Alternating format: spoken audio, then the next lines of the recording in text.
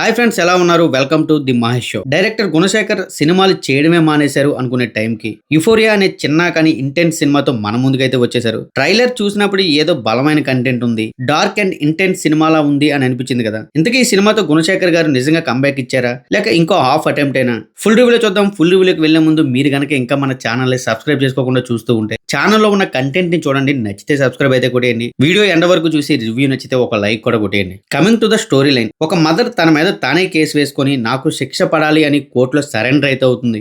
ఆమె ఎందుకు అలా చేసింది, ఆమె లైఫ్ లో అసలు ఏం జరిగింది, ఈ డెసిషన్ వెనుక ఉన్న ట్రూత్ ఏంటి, ఇదే మిగతా సినిమా. ఈ సినిమా సెక్సువల్ అసాల్ట్, దాని తర్వాత వచ్చే పరిణామాలు, పేరెంట్స్ యొక్క రెస్పాన్సిబిలిటీ, నేరం మరియు పశ్చాత్తాపం, అలాగే రిడెంప్షన్, ఇలాంటి హార్ట్ హిట్టింగ్ కాన్సెప్ట్ మీద వెళ్తూ ఉంటుంది. Coming to the plus points, మొదటగా చెప్పాల్సింది క్లైమాక్స్ గురించి. ఈ సినిమాకి క్లైమాక్స్ అనేది మేజర్ హైలైట్ అని చెప్పాలి. ఫ్రీ క్లైమాక్స్ నుంచి క్లైమాక్స్ వరకు చాలా స్ట్రాంగ్ గా బిల్డ్ చేశారు. నిజంగా గుణశేఖర్ గారు ఎందుకు ఎంత ఎక్స్పీరియన్స్డ్ డైరెక్టర్ ఆ సీన్ చూస్తే అందరికీ అర్థమైపోతుంది. ముఖ్యంగా థాట్ ప్రొవోకింగ్, ఎమోషనల్ హై అయితే ఇస్తుంది. ఇక రైటింగ్ అండ్ క్యారెక్టర్ బిల్డింగ్ గురించి చెప్పాలంటే క్యారెక్టర్ సెటప్ కానివ్వండి, ఎక్స్టెండెడ్ ప్లే ఆఫ్స్ కానివ్వండి, కాజ్ అండ్ ఎఫెక్ట్ కానివ్వండి, చాలా ప్లాన్డ్ గా నీట్ గా ఉన్నాయి. మైథలాజికల్ అండ్ హిస్టారికల్ సినిమాలకే ఫేమస్ అయిన గుణశేఖర్ గారు ఇంత ఇంటెన్స్ అండ్ డార్క్ డ్రామా తీయడం నిజంగా సర్ప్రైజ్ అనే చెప్పాలి. ఈ సినిమాలో కొన్ని డార్క్ ఎలిమెంట్స్ గురించి చెప్పాలి, కొన్ని డిస్టర్బింగ్ సీన్స్ కూడా ఉన్నాయి. ఒక సీన్ అయితే ఇండియన్ సినిమాలో ఎవరు ట్రై చేయని విధంగా ట్రై చేశారు, అద్దిరిపోయింది. అలాగని ఎక్కడా వల్గారిటీ లేకుండా, అలాగని ఎక్కడ అద్దు దాటకుండా క్లీన్ అండ్ హార్ట్ గా చూపించారు. పర్ఫార్మెన్సెస్ అండ్ కాస్టింగ్ వైజ్ చూసుకుంటే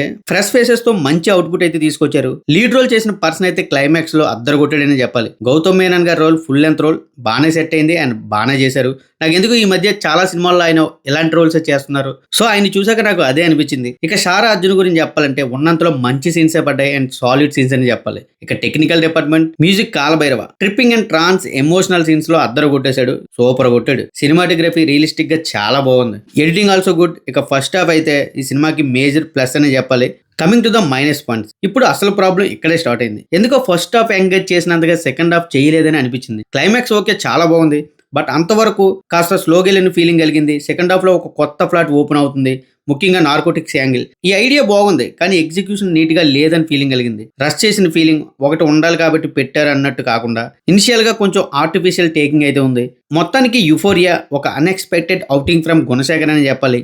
ఇంటెన్స్, రెలవెంట్, కొంచెం డిస్టర్బింగ్, కానీ అందరినీ ఆలోచింపజేసే సినిమా ఇది. ఫస్ట్ హాఫ్ అండ్ క్లైమాక్స్ మాత్రం అద్దరిపోయి అని చెప్పాలి. ఈ సినిమాకి రేటింగ్ ఇవ్వాల్సి వస్తే 2.75 అవుట్ ఆఫ్ 5. ఇప్పుడు ఫైనల్ జడ్జ్మెంట్ ఏంటంటే గుణశేఖర్ గారు కంబ్యాక్ ఇచ్చారా లేదా అంటే నా వరకు అవును ఇచ్చారనే చెప్తా, బట్ హాఫ్ కంబ్యాక్ అనే చెప్పాలి. కానీ నా వరకు ఇంకా బెటర్ సినిమాలు తీయగల సత్తా ఉన్న డైరెక్ట్, ఇంకా గట్టిగా రావాలి, ఇంకా గట్టిగానే కొట్టాలి. సో గైస్, ఇది రివ్యూ. మీలో ఎవరైనా యుఫోరియా సినిమా చూసారా, చూస్తే మీకు ఎలా అనిపించిందో ఖచ్చితంగా కామెంట్ చెప్పండి. మా కంటెంట్ నచ్చితే సబ్స్క్రైబ్ కొట్టేయండి, వీడియోకి ఒక లైక్ అయితే కొట్టేయండి. మళ్ళీ మరొక మంచి రివ్యూతో మీ ముందుకు అయితే వస్తాను. Thank you guys, thanks for watching. This is Mahesh signing off. Jai Hind.